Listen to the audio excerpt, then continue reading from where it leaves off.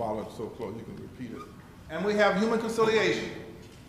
And you are human, and you have sympathy for people. You're connected. Okay, human conciliation, conditions, human aggression, and persons. Now, normally in a situation of conflict, if you take these conditions, change colors so you can see, and you direct in a conflict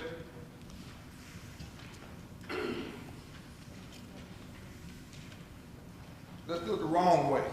Normally in a conflict, when something happens in your family, etc., you take your human aggression and you send that anger toward the person.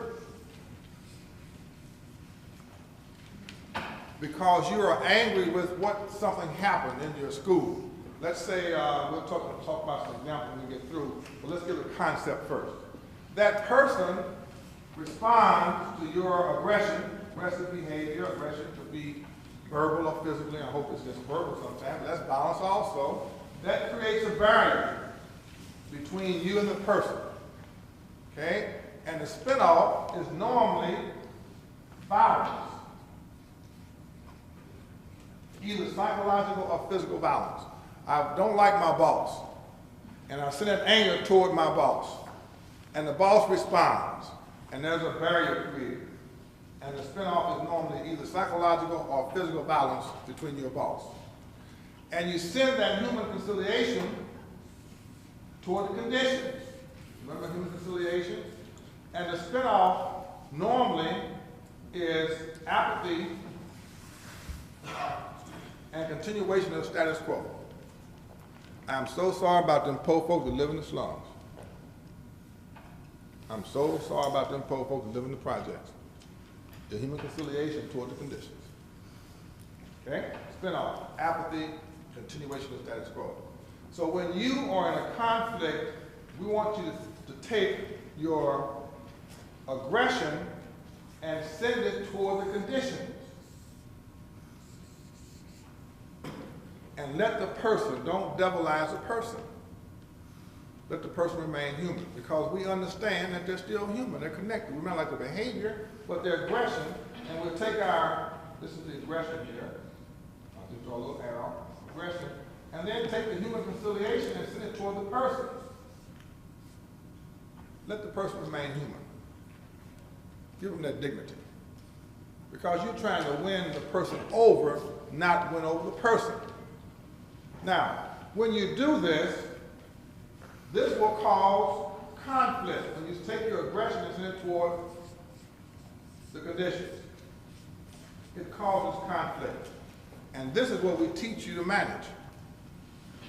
Was Dr. King guilty of disturbing the peace? He pleaded guilty, absolutely. He disturbed negative peace, peace with no justice.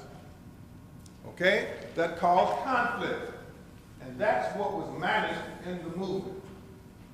Nonviolent, I was polarizing by pointing fingers at the top. My concern was education, and my method was to go and start bashing heads when I thought that there was a problem, or talking about how bad people were in the system. I was polarizing. That was a normal way that we solve conflict. We pointed fingers and polarized people. Dr. King and said, no, if you want to have change, or if you want to just feel good about what you just told somebody, okay, or ego trip, or do you want to have serious change? You want to cuss somebody out and tell them how much bad language you know, or do you want to change conditions? So Dr. King said, in this we have to not devilize the top, because the top has the power. Okay? You don't have the power because you can only demand temporary power. For instance, when I was a police captain and something went wrong with the police department, they would mobilize and protest at my police station. And the first day we'd have 100 people. Second day we'd have 20 people. The third day we'd have 5 people protesting. Different than protesting the movement. Because you can't sustain that. In Columbus, when something happened to the schools or something, everybody gets together and marches. Well, it looks good, but you're just really wearing out shoe leather. Because nothing changes. Okay? Now here's what happens. the top has the power to change, but no legitimacy with the bottom normally, and the bottom has the energy and the goodwill, then we have to connect somehow the top and the bottom. That becomes you, the third force. Once the issue is framed, we're going to talk about that later. Once the issue is framed and the issue is articulated, then the movement is, you've been hearing about the movement is when you tie in the issue that does not devilize the top or fill out the bottom.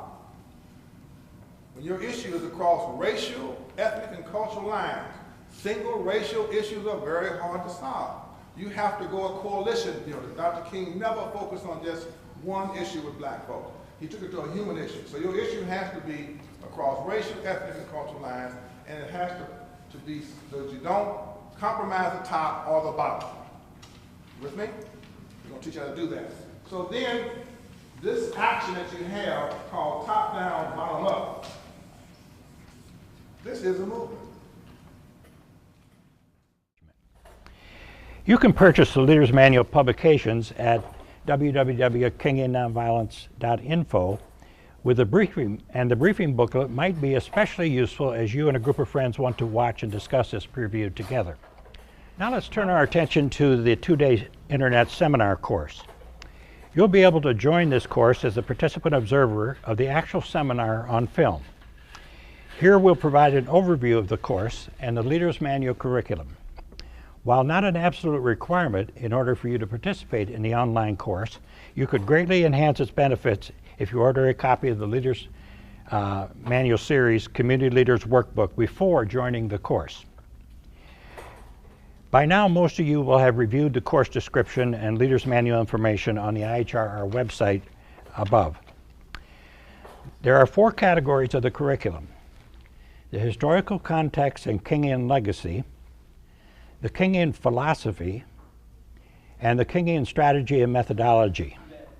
The 4th category of mobilization and organization is presented during the residential seminars and courses.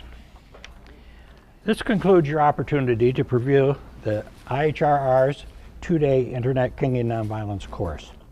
The preview was designed to introduce you to the concepts, the faculty, and the scope of the training. You can enroll by going online to the IHRR website.